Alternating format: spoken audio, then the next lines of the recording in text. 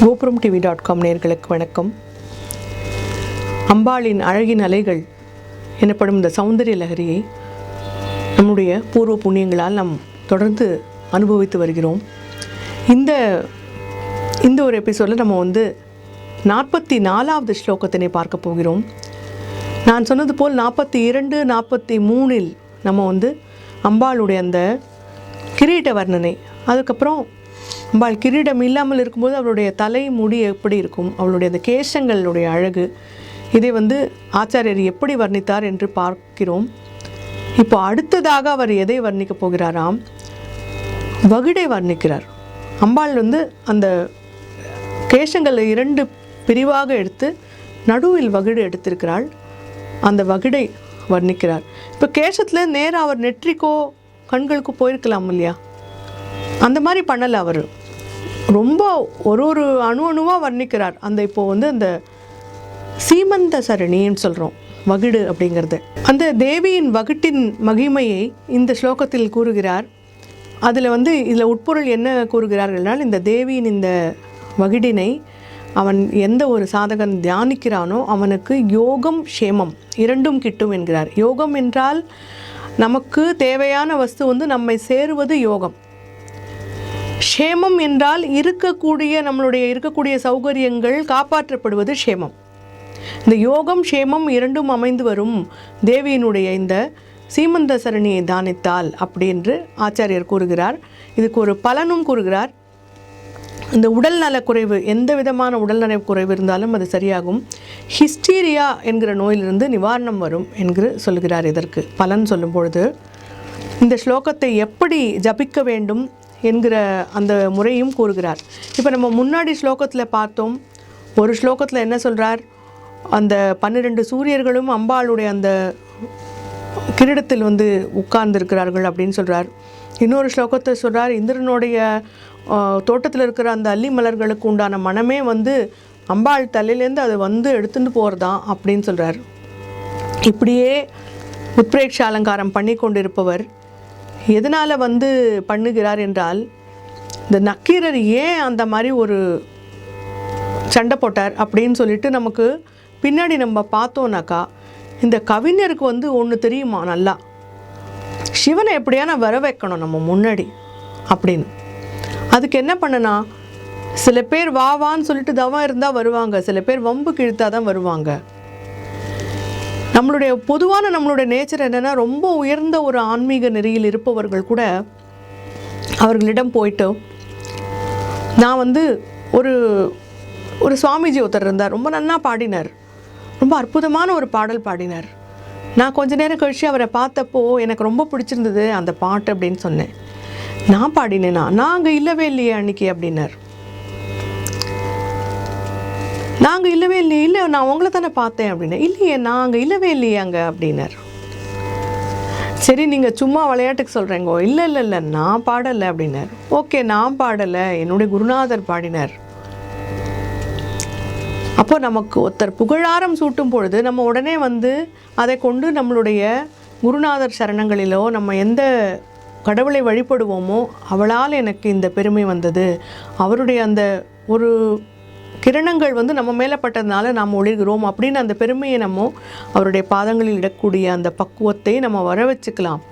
ஆனால் யாரானா நம்மளை ஏதான குற்றம் சொன்னால் அப்போது நம்ம எப்படி ஹேண்டில் பண்ணுறோம் அதை அப்படிங்கிறத உண்மையாகவே நமக்கு எவ்வளோ அகம்பாவம் இருக்குங்கிறத காட்டுறது. நீங்கள் யாரானா இப்படி பெரிவா நான் பண்ணதெல்லாம் அங்கே தான் சரணாகதின்னு சொல்கிறவாள்கிட்ட கூட போய் நீங்கள் இந்த மாதிரி பண்ணேள், அங்கே ஸ்ருதி சரியில்லை, அந்த வார்த்தை அப்படி இருக்கக்கூடாது அங்கே, தெரியுமா உங்களுக்குன்னு சொன்னால் போகிற உடனே அவளுக்கு கோவம் வந்துடும்.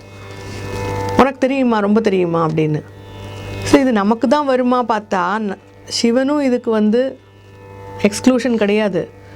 அவருக்கு இந்த மாதிரி எக்ஸ்ட்ரீம் விஷயத்துலலாம் அவரை நீங்கள் கணக்கிலே எடுத்துக்கலாம். அவர் புகழ்ந்தால் வரம் கொடுத்துருவார். யாரானா ஏதானா அது மாதிரி சொன்னால் உடனே சண்டைக்கு போயிடுவார். இந்த 2 அவருடைய எக்ஸ்ட்ரீமிட்டிஸ் தான் அவரோட வீக்னஸ். இதை யூஸ் பண்ணி தான் அந்த ராட்சசர்கள்லாம் அவரை வர வைக்கிறான்.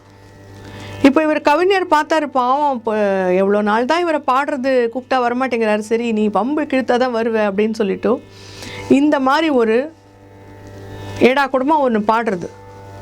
பாடினா அவர் சண்டைக்கு வந்துடுவார்ல, இல்லை நீ சொன்னது தப்பு, கூந்தலின் அம்பாளுடைய கூந்தலின் நறுமணம் அந்த முல்லைகளுக்கு வந்தது, அந்த மலர்களுக்கு வந்தது, அந்த தாமரைக்கு வந்ததுலாம் சொல்லக்கூடாது, அது எப்படி சொல்லுவேன் அப்படின்னு சொல்லிட்டு சண்டைக்கு இழுத்து அவர் வந்துடுவாரோ இல்லையோ. அதனால் அவர் வர வைக்கணும் அவரை அப்படிங்கிறதுக்கோசரம் சொன்னாரே ஒழிய உண்மையாகவே இவருக்கு அப்படி ஒரு டவுட்டே இல்லவே இல்லை. அம்பாள்கிட்டேருந்து தான் அந்த நறுமணம் வந்ததுன்னு அவருக்கும் நன்னா ஷூராக தெரியும்.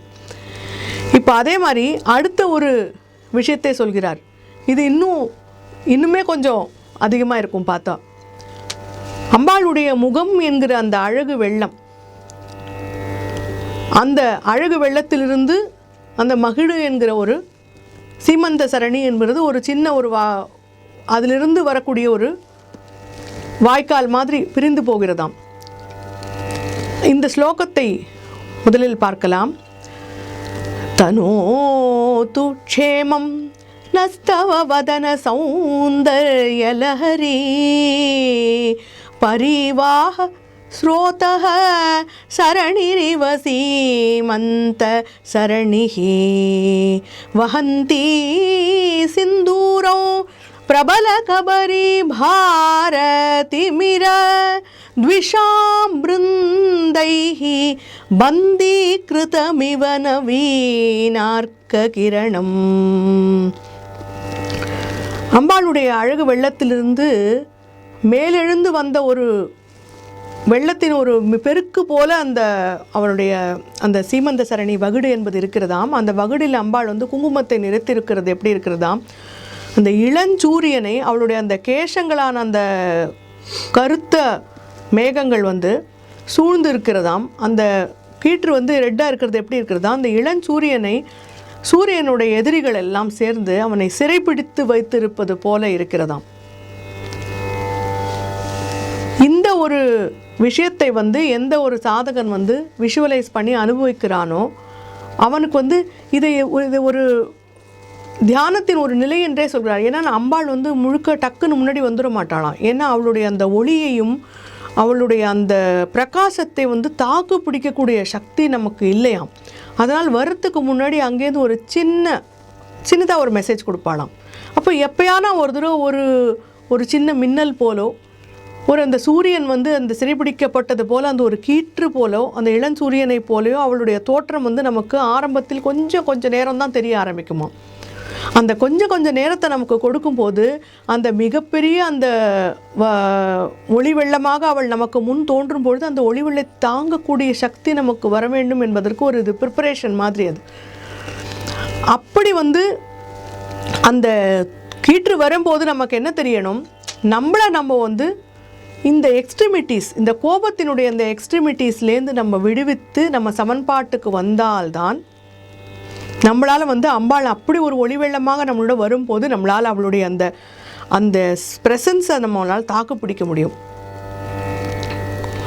இது ஒரு ஒரு ஒரு சாதகர் சங்கராச்சாரியார் அவரிட போய் நம்ம பெரியவர்கிடம் போய் சொன்னாராம்,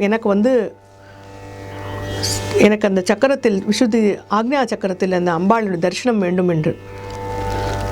உடனே அவர் அவரை ஏதோ ஒரு குறிப்பிட்ட நேரத்துக்கு வர சொல்லி அவருக்கு அந்த அனுகிரகம் பண்ணின உடனே அவருக்கு அப்படி ஒரு ஒளி வெள்ளம் தெரிந்ததான். உடனே அவர் போரும் அப்படின்ட்டாராம். இதுக்கு மேலே என்னால் அந்த ஒளி வெள்ளத்தினை தாங்க முடியவில்லை அப்படின்னு சொல்லிட்டோம். அதனால் அந்த ஒரு சின்ன கீற்று வரும்போதே நமக்கு தெரிய வேண்டும், நம்மளுடைய அந்த எக்ஸ்ட்ரிமிட்டிஸ்லாம் போக போக போக நமக்கு தெளிவாக அம்பாளுடைய அந்த ஒளி வெள்ளம் தெரிய ஆரம்பிக்கும்.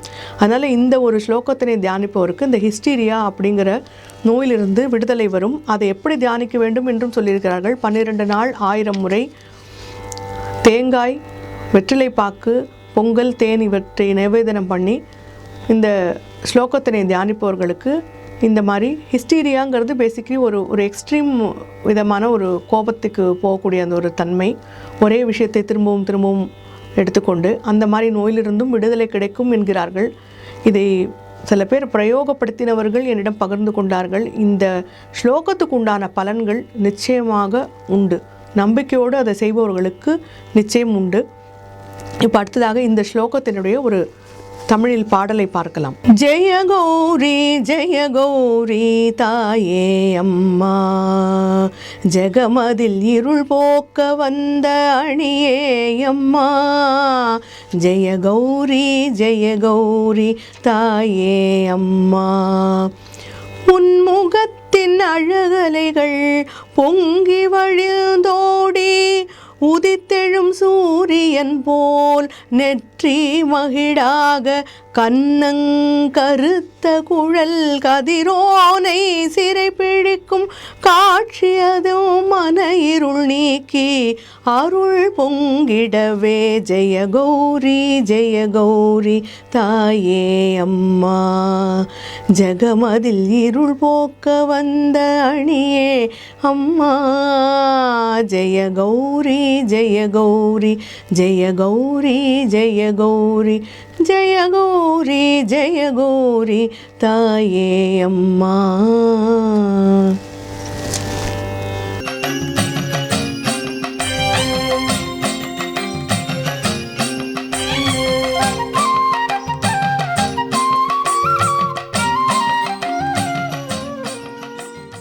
யூடியூப் உலகத்தில் பக்திக்கென்று இருக்கின்ற ஒரே ஒரு சேனல் கோபுரம் டிவி சேனல்.